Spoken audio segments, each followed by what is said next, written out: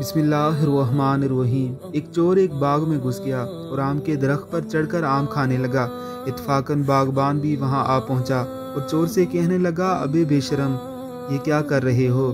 चोर मुस्कुराया और बोला, अरे बेखबर, ये बाग अल्लाह का है, मैं अल्लाह का बंदा हूँ। वो मुझे खिला रहा है और मैं खा रहा हूँ। मैं तो उसका हुक्म पूरा कर रहा हूँ, वरना तो पत्ता भी उसके हुक्म के बगैर हरकत नहीं कर सकता। बागबान ने चोर से कहा, जनाब, आपका ये वाज सुनकर दिल बहुत खुश हुआ, ज़रा नीचे तशरीफ़ लाइए ताकि मैं आप जैसे मोमिन बिल्ला की दस्तबोसी कर लूँ। सुबहान अल्लाह, इस जहालत के दौर में आप जैसे आरिफ का दम गनीमत है। मुझे तो मुद्दत के बाद तौहीद व मार्फत का ये नुक्ता मिला है कि जो करता है खुदा ही करता है, बंदे का कुछ भी इख्तियार नहीं। किबला, ज़रा नीचे तशरीफ़ लाइए। चोर अपनी तारीफ़ सुनकर फूले न समाया और जड़ से नीचे उतर आया। फिर जब वो नीचे आया तो बागबान ने उसको पकड़ लिया और रस्सी के साथ दरख्त से बांध दिया।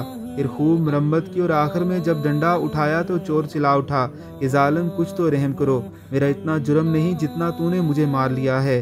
बागबान ने हंसकर उससे कहा, जनाब, अभी तो आपने फरमाया था कि जो करता है अल्लाह करता है, अल्लाह के हुक्म के बगैर कोई कुछ नहीं कर सकता। तो फल खाने वाला अल्लाह का बंदा था, तो मारने वाला भी अल्लाह का बंदा है और अल्लाह के हुक्म से ही मार रहा है, क्योंकि उसके हुक्म के बगैर तो पत्ता भी नहीं हिलता। चोर हाथ जोड़कर कहने लगा, खुदारा मुझे छोड़ दीजिए, असल मसला मेरी समझ में आ गया कि बंदे का भी कुछ इख्तियार है।